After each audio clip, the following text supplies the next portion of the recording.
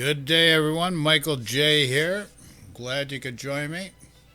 Listen, I'm going to open up a very controversial topic, and it's got to do with, or it has to do with religious freedoms. We are in a pandemic.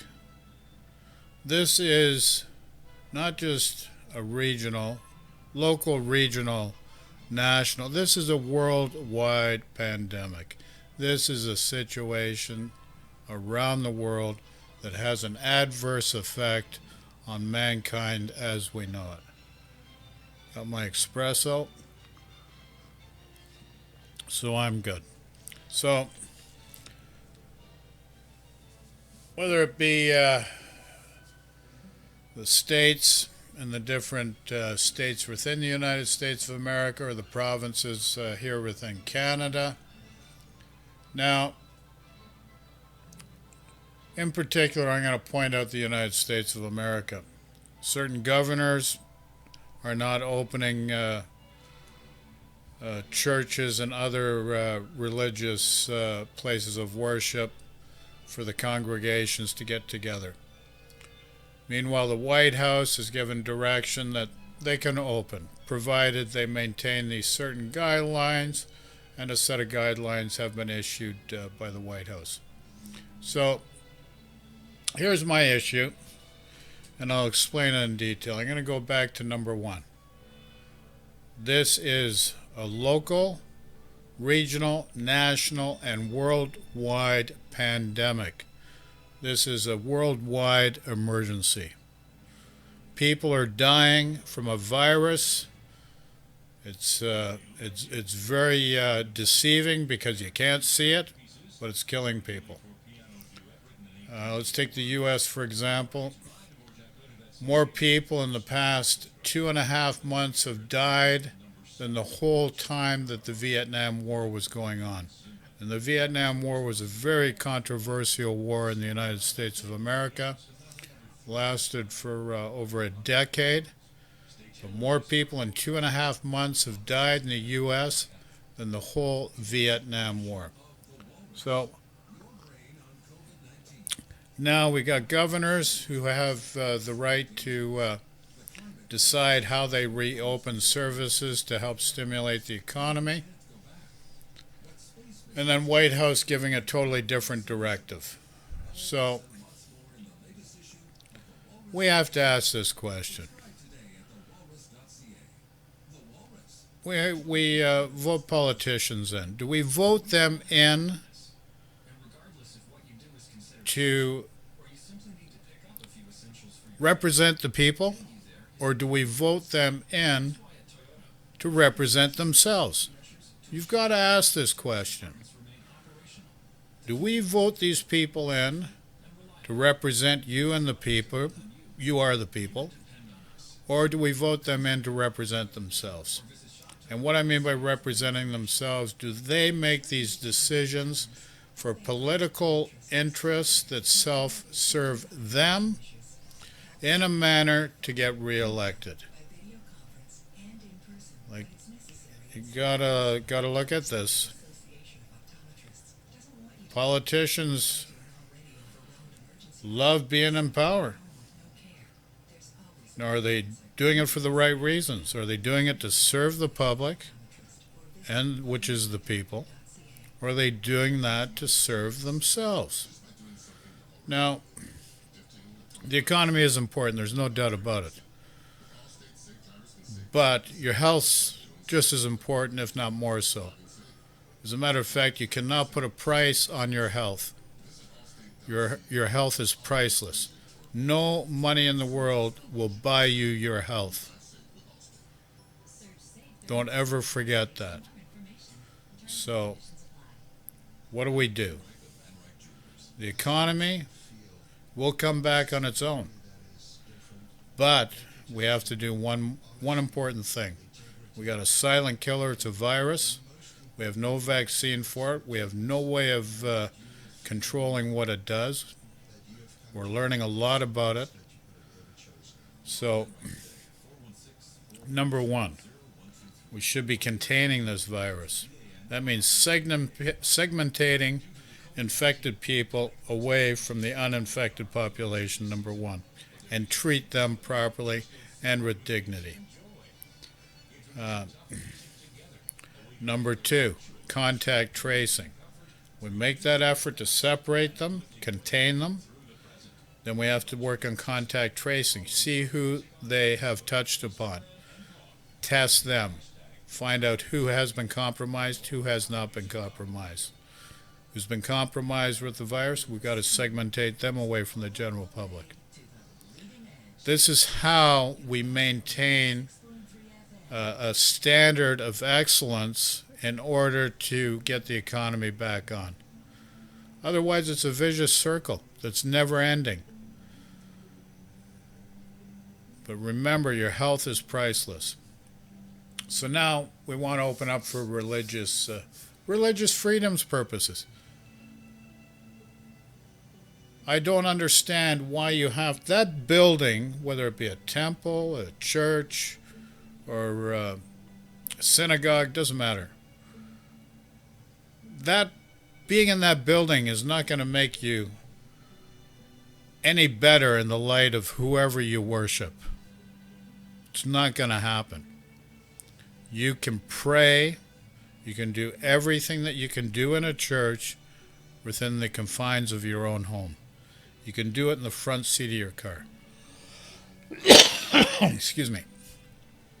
You do not need a place of worship. That does not validate who you are. What validates who you are is what you do within your own microcosmic environment. So worship can be done anywhere. So I'll give you another example. I had a situation 2 years ago. I borrowed my neighbor's car. Went to do something.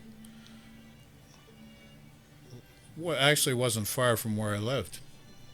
Left my phone in the car, didn't bring it with me. Or I think I left it at home. Anyways, the wife of the guy I borrowed the car got a call from his aunt because one of the young children needed to get to a medical clinic or a hospital.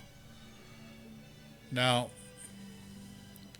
she ranted and phoned and threatened him to get the car. Why? She knew where I was. They knew where I were at the time, or was at the time. They could have very well come over, picked up the car, dropped me off, and do what they need to do to take care of the young child. But because of religious doctrines of that religion, woman couldn't be in a car with another man that wasn't her husband. Now, come on, people. Let's be honest here.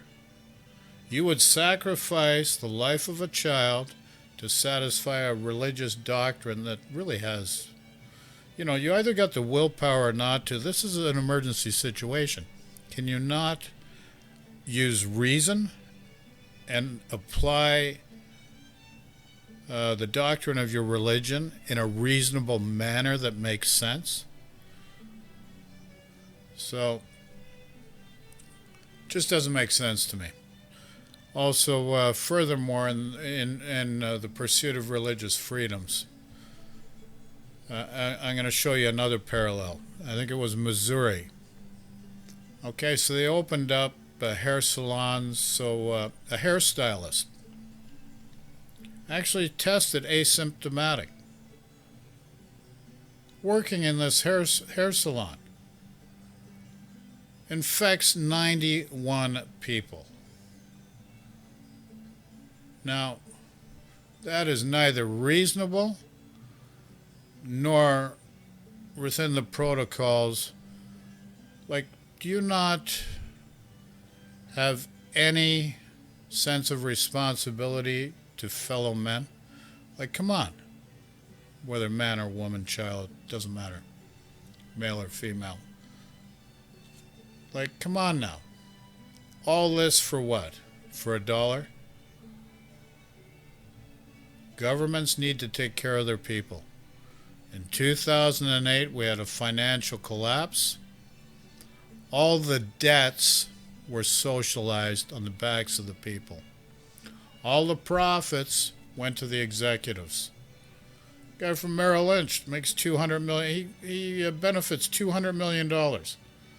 Meanwhile, all the friggin' debts for all that money to bail out the economy was socialized on the people.